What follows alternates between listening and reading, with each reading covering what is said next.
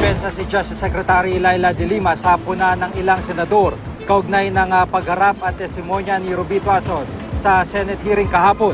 Ang pagkalimot daw ni Tuason sa ilang detalye sa usapin ay patunay na hindi siya diniktahan ng NBI. Kaugnay naman ang pagkakasangkot ni Senador Juan Ponce Enrile, may sapat daw silang documentary evidence para patunayan ang kanyang partisipasyon umano sa anomalya.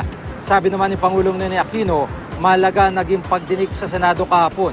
Importante kasing malaman kung paano nagamit sa maling paraan ang pork barrel ng mga mambabatas at makagawa ng batas para maiwasan ito. Si Manila Mayor Joseph Estrada naman, tinawag na loyalist si Tuason pagdating sa pera. Nung social secretary pa raw niya ito, pati catering ay pinapatungan umano niya ng komisyon. Kumbinsido siyang rehearsed ang testimonya ni Tuason. Sabi pa niya, walang napatunayan si Tuason na may kinalaman si Enrile sa mga kickback.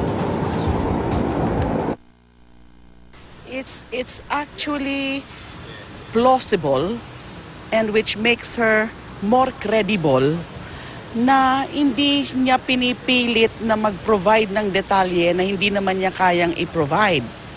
Di ba kasi nga, hindi niya trabaho yung magbilang ng mga kickbacks na yan. Hindi niya trabaho yung mag-record ng mga yan. Loyal sa pera. Loyal sa pera. What do you mean, sir? Loyal sa pera? Puro sa pera lang yun. Mga panahon ng social security. Oo, lahat yun. Hindi niya lang 30%. So, pati sa mga catering, lahat siya yung charge sa mga ganyan. Nalaman niyo po yun. Oo. Ano pong ginawa niyo sa kanya nung nalaman niyo?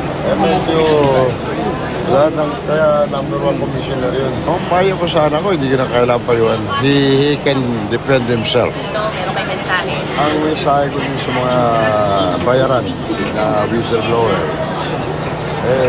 bahala Panginoon Diyos sa kanila. Nakakarma kayo mga yan.